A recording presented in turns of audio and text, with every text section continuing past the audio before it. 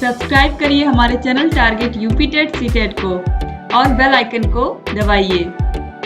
Hello friends, मैं रेनू स्वागत करती हूँ आप सभी भावी अध्यापक एवं अध्यापिकाओं का आपके अपने channel target UP TET CTET में। दोस्तों, हम लोग आपके सभी विषयों के सभी चैप्टर्स के आदि लघु उत्तरी और बहुविकल्पी क्वेश्चंस को सॉल्व कर रहे हैं। आप सभी लोगों को पता है, जो प्रशिक्षु लगातार सभी वीडियोस को देखते हुए आ रहे हैं। तो दोस्तों, आज की इस वीडियो में हम आपके सामाजिक विषय के अंतर्गत जो आपका चैप्टर है सामंतवाद कालीन भारत, इसके अति लघु उत्तरी क्वेश्चंस को हम पढ़ने वाले हैं। इससे पहले हमने बहुविकल्पी क्वेश्चंस को भी पढ़ लिया था और अगर आपने नहीं देखा तो उसकी लिंक आपको डिस्क्रिप्शन बॉक्स में मिल जाएगी। तो दोस्तों, बिना किसी देरी के चलिए हम स्टार्ट करते हैं अति लघु उत्तरी क्वेश्चंस की सीरीज को। क्वेश्चन नंबर 18 से स्टार्ट है अति लघु उत्तरी क्वेश्चन। तो क्वेश्चन नंबर 18 है, पृथ्वीराज चौहान कौन थे? दोस्तों, पृथ्वीराज चौहान शाकंभरी चौहान वंश के शासक थे। ठीक है, पृथ्वीराज चौहान शाकंभरी चौहान वंश के क्या थे? शासक थे, यानी कि ये क्या थे? एक राजा थे। आगे बढ़ते हैं हम। क्वेश्चन नंबर 19 है, चोलों के शासन काल में जनपद तथा गांवों को क्या कहा जाता था? ये क्वेश्चन इंपॉर्टेंट है दोस्तों, बहुत ही इंपॉर्टेंट है। तो यहाँ पर देखिए, चोलों के शासन काल में जनपद को नाडु तथा गांव को कुर्रम कहा जाता था। याद रखिएगा, जनपद को नाडु तथा गांव को कुर्रम कहा जाता था। आगे बढ़ते हैं। क्वेश्चन नंबर 20 है, कोणार्क के सूर्य मंदिर का निर्माण किसने कराया था तथा यह मंदिर किस प्रांत में स्थित है? ये बहुत ही महत्वपूर्ण क्वेश्चन है दोस्तों, एग्जाम में पूछा भी गया है। और कोणार्क का सूर्य मंदिर वैसे भी पर्यटन की दृष्टि से भी बहुत ही महत्वपूर्ण है, क्योंकि यहाँ पर लोग घूमने के लिए जाते हैं और इस मंदिर को देखने के लिए जाते हैं। तो यहाँ पर देखिए, इस मंदिर का निर्माण किसने करवाया था? इस मंदिर का निर्माण आप देख सकते हैं, कोणार्क के सूर्य मंदिर का निर्माण गंग वंश के राजा नरसिंह देव प्रथम ने करवाया था। किसने करवाया था? नरसिंह देव प्रथम ने करवाया था। तथा यह मंदिर कोणार्क उड़ीसा में पुरी से लगभग 30 किलोमीटर दूर समुद्र तट पर स्थित है। ठीक है, आगे बढ़ते हैं। क्वेश्चन नंबर 21 है, राज तरंगड़ी किसकी रचना है? दोस्तों, राज तरंगड़ी कल्हड़ की रचना है। जैसे कि मैंने जब वो विकल्पी क्वेश्चंस करवाए थे तो उसमें एक क्वेश्चन आया था कि पृथ्वीराज रासो किसकी रचना है? तो दोस्तों, पृथ्वीराज रासो जो है वो चंद्रबरदाई की रचना है।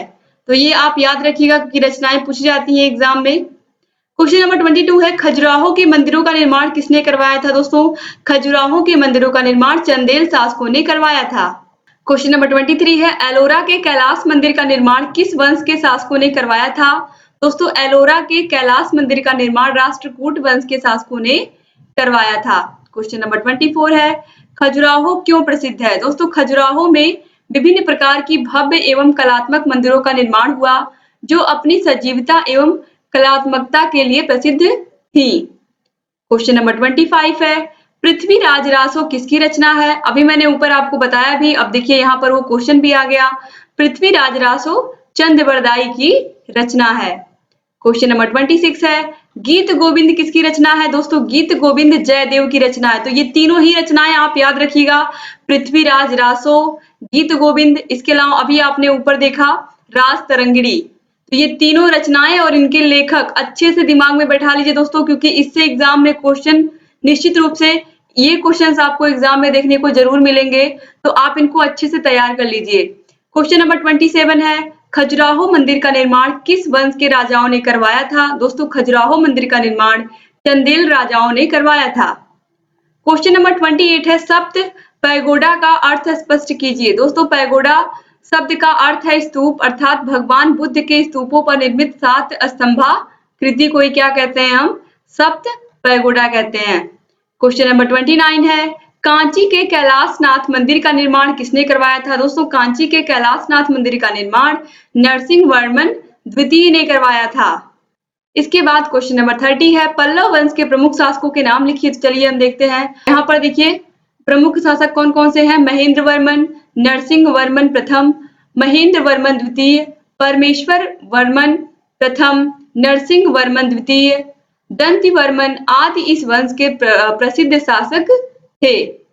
इसके बाद दोस्तों अगला क्वेश्चन है, कल्याणी के चालुक्य वंश की कला के सुंदर उदाहरण कहाँ प्राप्त होते हैं? दोस्तों, लकुंडी के काशी विश्वेश्वर मंदिर तथा महादेवी के मंदिर में कला के सुंदर उदाहरण देखने को मिलते हैं। क्वेश्चन नंबर 32 है, चालुक्य वंश कितनी शाखाओं में विभाजित था? दोस्तों चालुक्य वंश की 3 शाखाएं थी। जब मैंने आपकी क्लासेस लिए थे, जब मैंने आपको बोला था कि आप लोग नोट्स बना लीजिए अच्छे से, मैंने नोट्स के माध्यम से ही आप लोगों को पढ़ाया भी है। आप सभी लोगों को पता है, जिन भी प्रशिक्षुओं ने अच्छे से जो मैंने नोट्स बना करके पढ़ाया है, अपने हाथों से लिख करके बनाया है दोस्तों, आप सभी लोगों को पता है, और वो नोट्स आप लोगों के हमेशा काम आने वाले हैं। और जो चालुक्य वंश है उसकी 3 शाखाएं थी, कल्याणी के चालुक्य, वातापी के चालुक्य और वेंगी के चालुक्य। इन तीनों के बारे में मैंने विस्तार से आप लोग क्लासेस में पढ़ाया है, तो आप लोग दोस्तों प्लीज क्लासेस जरूर अटेंड कर लीजिए, क्योंकि इसी से आपको फायदा होगा। एक बार आप डिटेल में पढ़े रहोगे तो आपको जो क्वेश्चंस हैं वो बहुत ही इजी लगेंगे। दोस्तों आप लोग प्लीज पढ़ लीजिएगा। आगे बढ़ते हैं, क्वेश्चन नंबर 33 है, पल्लव वंश के पतन में उत्तरदायी किन्हीं 2 कारणों पर प्रकाश डालिए। दोस्तों पल्लव वंश के पतन के क्या कारण थे? दोस्तों किसी भी वंश के पतन का जो प्रमुख कारण होता है वो होता है योग्य उत्तराधिकारी ना होना। ठीक है, जब उत्तराधिकारी योग्य नहीं होगा, जब वो राजा योग्य नहीं होगा, तो उस पर बहुत सारे लोग आक्रमण करेंगे, बहुत सारे राजा, वो हार जाएगा युद्ध में, और इस तरीके से उस वंश का क्या हो जाएगा? पतन हो जाएगा। तो यहाँ पर देखिए, पल्लव वंश के उत्तरकालीन शासक अयोग्य थे।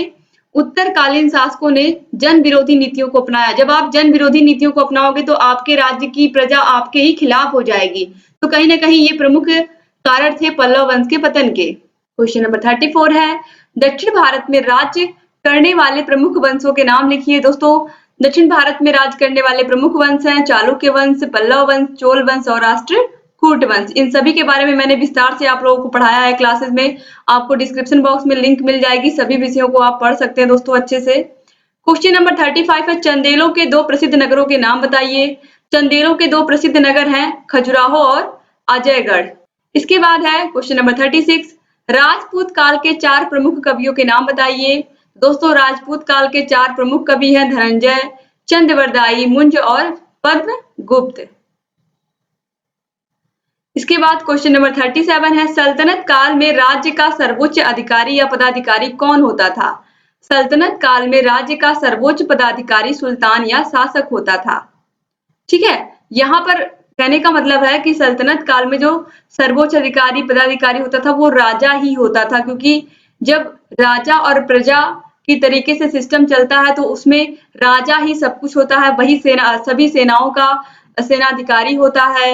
राज्य में जो भी न्याय व्यवस्था होती है वो राजा के अंडर में ही होती है, अगर कोई बड़ा निर्णय लेना होता है तो। इस तरीके से राज्य का सर्वोच्च पदाधिकारी सुल्तान, शासक या फिर राजा होता था। क्वेश्चन नंबर 38 है, भोज प्रबंध किसकी रचना है? दोस्तों भोज प्रबंध की रचना बल्लाभ मिश्र नामक विद्वान ने की थी। क्वेश्चन नंबर 39 है, राजपूतों की उत्पत्ति से संबंधित किन्हीं 2 सिद्धांतों का उल्लेख कीजिए।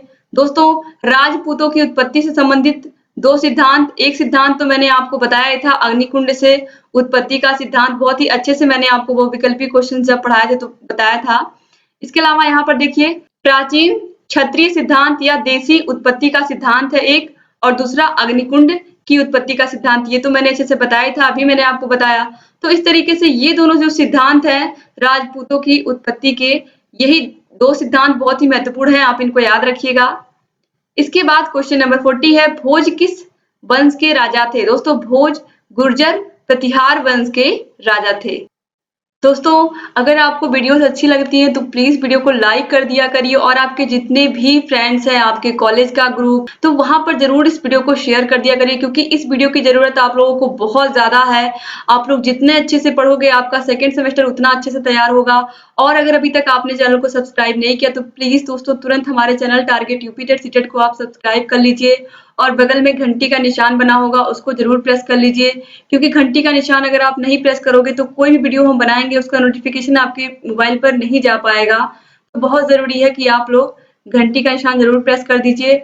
और उम्मीद करती हूँ दोस्तों कि जो भी वीडियोस हम बना रहे हैं वो आपको अच्छे लग रहे होंगे, और आपने कितने क्वेश्चन सही किए आप लोग प्लीज कमेंट बॉक्स में कमेंट करना बिल्कुल मत भूलिएगा। और दोस्तों आप लोग घर पर रहिए, अपने परिवार का ख्याल रखिए, अपना ख्याल रखिए, और वीडियोस को देखते हुए चलिए, अपनी तैयारी अच्छे से करते हुए चलिए, क्योंकि आज समय खराब चल रहा है, आज बुरा दौर है, लेकिन निश्चित रूप से कल अच्छा दिन होगा, अच्छा दौर आएगा।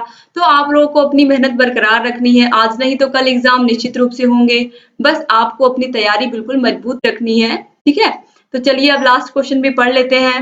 राजपूत कालीन प्रसिद्ध शिक्षा केंद्रों के नाम लिखिए। दोस्तों, राजपूत शासनकाल में केवल ब्राह्मणों और उच्च जाति के कुछ वर्गों को शिक्षित होने तथा शिक्षा प्राप्त करने का अधिकार प्राप्त था। उच्च शिक्षा के लिए प्रसिद्ध केंद्र बिहार के नालंदा में था। तो इस तरीके से नालंदा में जो राजपूत थे वो शिक्षा ग्रहण करते थे। और यहाँ पर सबसे खराब चीज मुझे क्या लगी, यहाँ पर देखिए, ब्राह्मण और उच्च जाति के वर्गों को केवल शिक्षा का अधिकार प्राप्त था। और कहीं ना कहीं दोस्तों यही सब प्रथाएं चलने की वजह से ही हमारे देश में इस तरीके से स्थिति हो गई कि कुछ जातियों को बहुत ही नीचा समझा जाने लगा, कुछ जातियों को बहुत ही ऊंचा समझा जाने लगा। और इस तरीके से दोस्तों हमारे समाज में ही कहीं ना कहीं बहुत सारे वर्ग बन गए। और अगर सब लोग समान हैं, ईश्वर एक है, ये सबको पता है, और किसी भी प्रकार से कोई जाति का भेद, धर्म का भेद नहीं होना चाहिए। किसी भी जाति धर्म का होने से पहले हम क्या है, एक इंसान है। तो एक इंसान की तरह हमें बिहेव करना चाहिए। और एज ए टीचर हम समाज को अगर अच्छा कुछ देंगे तभी समाज कुछ अच्छा करेगा। तो बहुत जरूरी है कि जैसे आप लोग भी आगे चल करके शिक्षक बनने वाले हो, तो आप लोगों को जरूरी है ये चीज सीखना कि हम भी आगे चल करके समाज में कुछ जरूर बदलाव लाएं। जो भी बच्चे हमारे बीच में पढ़ने आए उनको हम बिना किसी भेदभाव के अच्छी शिक्षा दें, अच्छे से उनको हम पढ़ाएं। यही हमारा सिद्धांत होना चाहिए। और समाज को एक नई दिशा देना, ये भी हमारा सिद्धांत होना चाहिए। तो इस तरीके से दोस्तों ये पूरे जितने भी क्वेश्चन है अति लघु उत्तरीय आपके कंप्लीट हो गए। उम्मीद करती हूँ कि आपको वीडियो अच्छा लगा होगा और आप लोगों ने सभी क्वेश्चंस को अच्छे से अटेंड किया होगा। तो एक बार फिर से आप सभी का बहुत बहुत धन्यवाद दोस्तों, वीडियो को शुरू से लेकर के अंत तक देखने के लिए। दोस्तों मिलते हैं नेक्स्ट वीडियो में, तब तक एक बार फिर से आप लोग अपना ख्याल रखिएगा, अपने परिवार का ख्याल रखिएगा। जय हिंद।